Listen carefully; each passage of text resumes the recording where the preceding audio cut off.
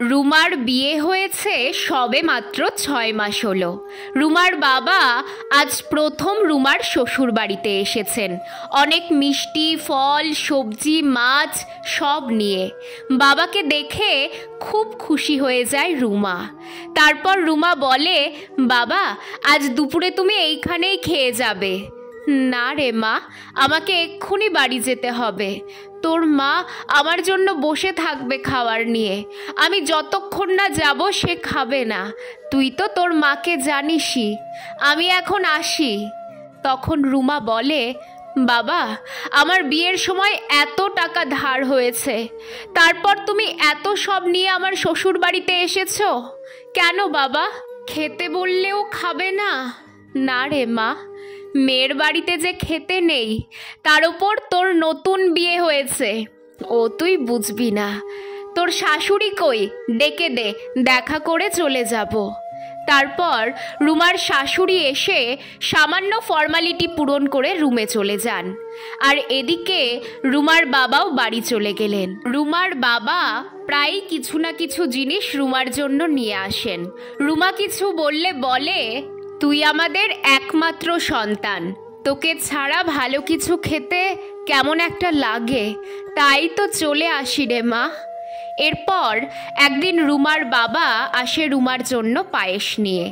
তখন রুমা তাদের গাছ থেকে কয়েকটা পেয়ারা পেড়ে বাবাকে দেয় এবং বলে, বাবা তুমি এটা নিয়ে যাও, বিকেলে তুমি আর মা খাবে, তোমাকে কিছু খেতে বললে তো খাবে না।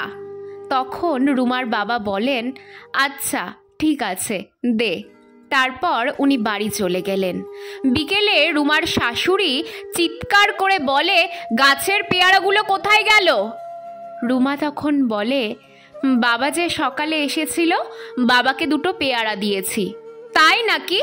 এরকম কত জিনিস দাও, এই জন্যই কি তোমার বাবা 2 দিন অন্তর অন্তর চলে আসে মেয়ের বাড়ি?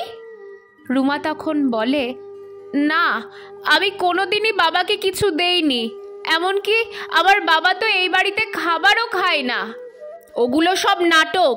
এদিকে মেয়ে ব্যাগ ভরে ভরে জিনিস দিচ্ছে আর উনি সবার সামনে নাটক করেন মেয়ের বাড়িতে খেতে নেই। কে জানে আরও কত কি জিনিস নিয়ে গেছে। রুমা শাশুড়ির মুখে এমন কথা শুনে কান্না করতে করতে রুমে চলে যায়।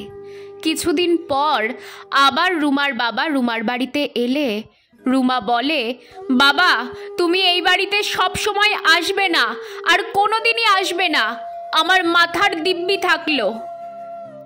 কেন রে মা, আমি কি কোনো দোষ করেছি? হ্যাঁ করেছো, তুমি একটা মেয়ে জন্ম দিয়েছো, এটাই তোমার দোষ।